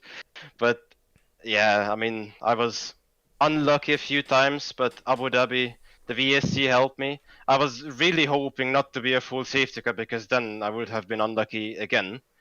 I would have been like P6 or P5 probably if a safety car would have come out. So yeah, I mean, I'm happy again with my qualifying performance. P2, obviously not pole, but P2 is still a great position to fight for the win. So yeah, I'm really happy. And overall in this race, of course, we saw on that final lap what happened between Mirko Soriano and Sergio Sobrino. From your point of view, you had the best seats in the house. What happened there? I mean, Sergio was just fighting for the win against Mirko, and I was just really hoping that they are going to crash, which happened into the hairpin in sector 3. So, so yeah, I mean, I wanted to take P1, but then Sergio had a little bit more ERS for that little straight after the hairpin. So yeah, I couldn't get the win, but yeah, I mean, I'm still happy with P2 because I haven't been on the podium since Qatar, which is unfortunate, but yeah, still an okay season. Yeah, overall, I think you finished ahead of Joost Noordijk, so you'd have been P6 in this season, which is, I think, very strong effort from you. Season 35 on the horizon now. Do you think you're going to be here for next season? And if so, how do you feel that you're going to do? I think I will be there, just for the races, just to improve even more. And yeah, I mean, obviously my goal is to win the championship. That's my goal for next season if I'm racing. Yeah, well, we'd love to see you in the championship fight. Just one more thing from me. Thank you for the work that you've done this season as tier coordinator. It's been a very smooth run this season, so thank you for all of that. Nathan, anything you want to say to Tamas? Well done, obviously, first of all on Thank you. the podium today, and also throughout the season. Even though you've had a lot of unluckiness, you still tried to fight back through it, and still will be, I believe, P6 or maybe P5 in the standings. So yeah, very good job, and yeah, take that podium away. Thank you. Well, that concludes our interviews with all the drivers that finished on the podium. However, we've got one more person left to talk to. Your season 34 PSGL PC F2 champion, Jack West, is in the commentary box. Can you hear me? Yeah, hello. Oh, wonderful. So, coming into this race, you were 13 points clear of Mirko. How did you feel about Abu Dhabi? I was quite confident around here, really. I think the pace I had was quite good. But I mean, in qualifying, I hit the unlucky pothole on both my laps that I did in quali, which meant I started in 14th, which was, no, actually, I think it might be even further back. But, it's silly mistakes like these this season that I really need to stop making. But, we went into the race. Start was very good, but it was, it was quite clear. I don't know if you lot saw, but it was quite clear from the start. I had the Ferrari guys trying to take me out and stuff with Camels to Trura. It was quite obvious he was on very low wing to try and keep me behind. I had a few times where he tried to put me in the wall, tried to push me off the track, but we had to do our own thing ourselves. Tried to hold up Mirko when he came into the pits. It's just unfortunate that Tamas didn't have the race pace to kind of keep him out of the area. And Sergio Sobrino, who spun me out in the start of the race, also took out Mirko in the end. I still haven't seen what's happened. I was just in the Discord call and I had everyone celebrating while I was going through the long left-hander. So, I mean, clearly something went well. And, Sergio Sobrino, I guess, has kind of repaid his favour after taking me out earlier on. So, I mean, I don't know what to say. It's just lucky, really lucky. Yeah.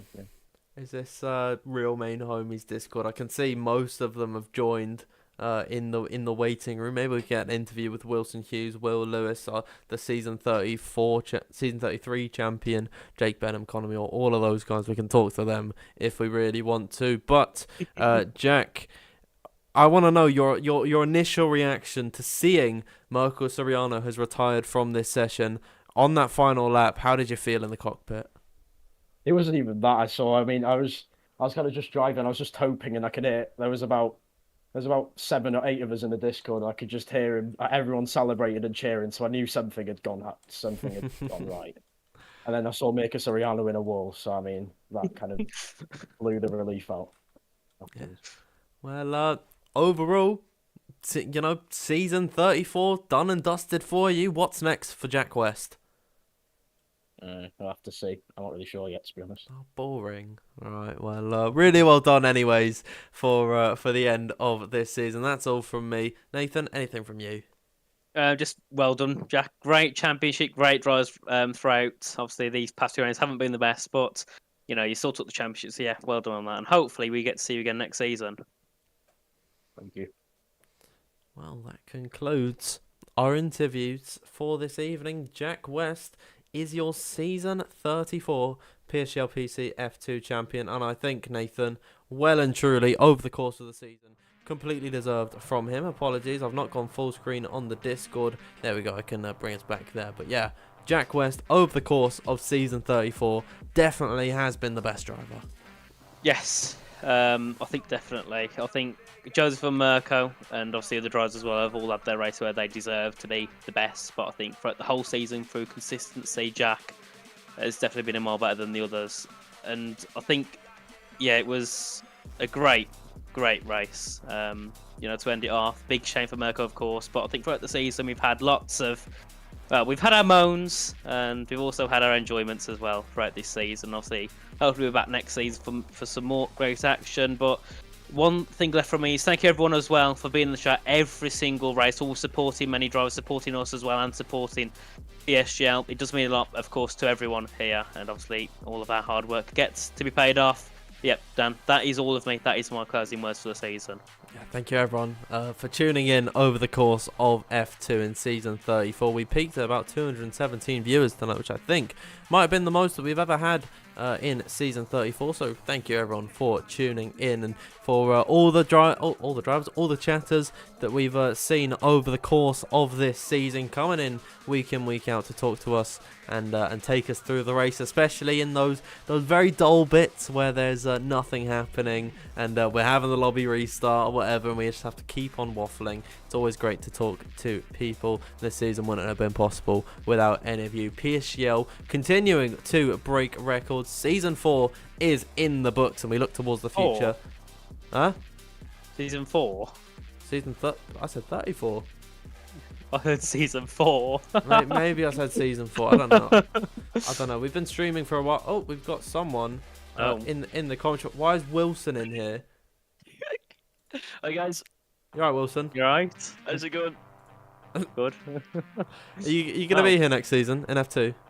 Yeah, that's me. Alright, wonderful. I'm here to actually give you a Martin Brundle analysis. Alright, okay.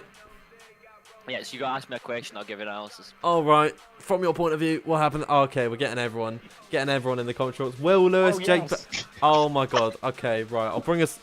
You can't even see myself and Nathan on the screen anymore, honestly.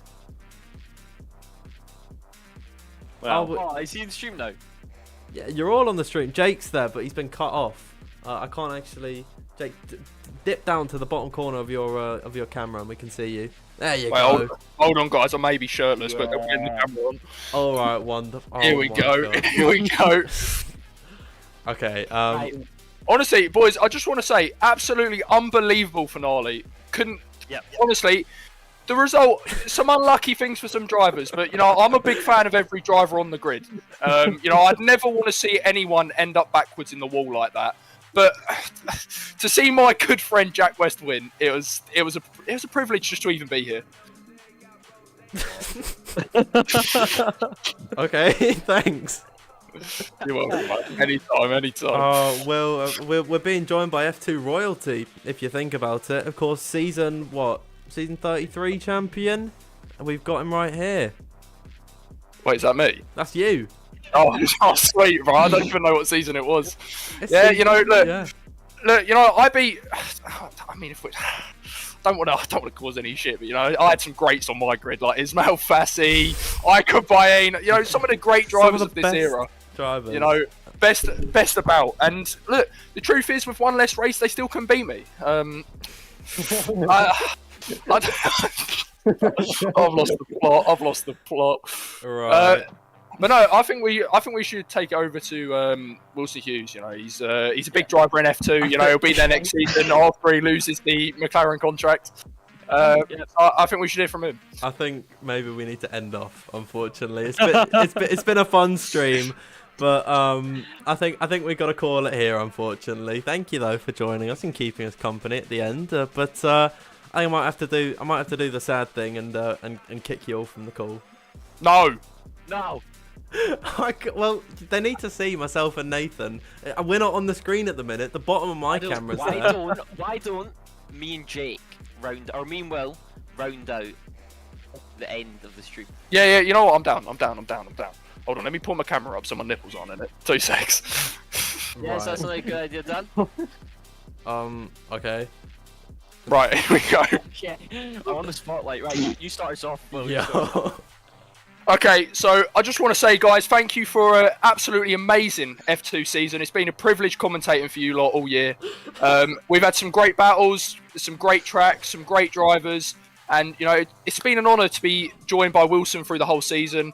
Any words you'd like to say? Yeah, fantastic season. Enjoyed every single lap these drivers have done on that track. Fantastic finale, super dramatic, obviously. And congrats to Jack West on the championship. Unlucky Miracle, you'll get them next time. Alright. Okay. See you all later then, I guess. Yeah, see you later, guys. See you later, homies. Thank you, guys. Thank you. See you later. See you. Bye. Thanks, guys. Yeah. See you later. Yeah, bye. See you Yeah. guys. Yep. Nice guys. Yep, see ya.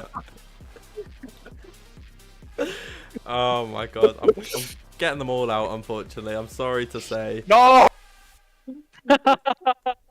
Right. Okay. Well, that was an ending. I guess we don't need to give an intro anymore. An intro, an outro intro. anymore. No. Will and Wilson did our job for us. I guess we say it one more time. Thank you, everyone, for tuning in for season 34 of PSGL PCF2.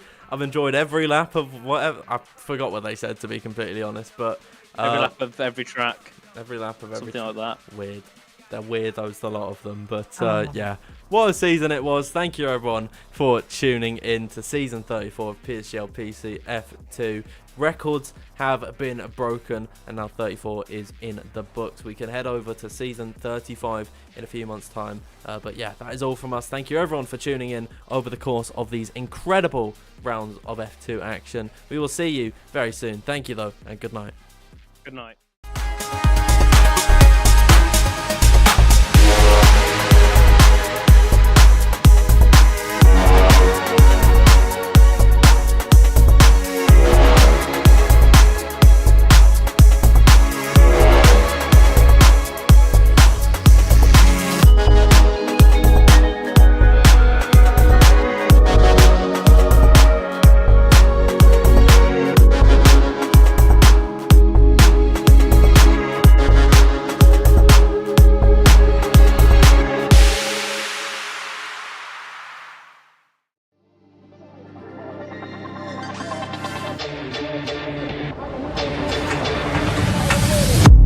Desperately trying to hang on.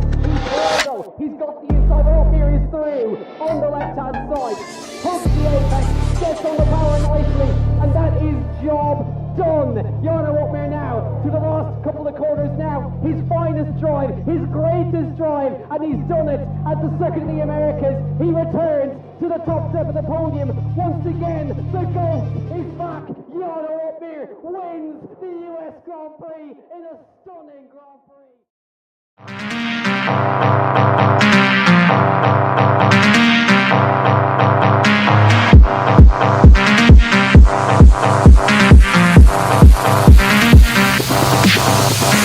Cocaine to my nose, there got rose in my cup though. Started climbing my pole, she got me locked in on cup though. Cocaine to my nose, there got rose in my cup though. Started climbing my pole, she got me locked in on cup though.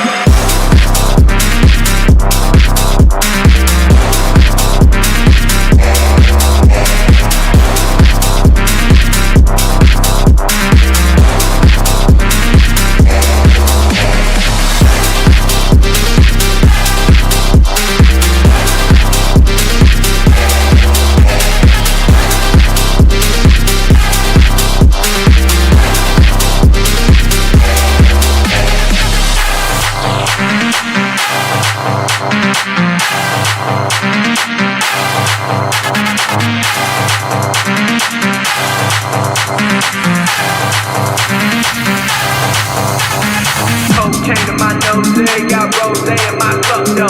Started climbing my pole, she got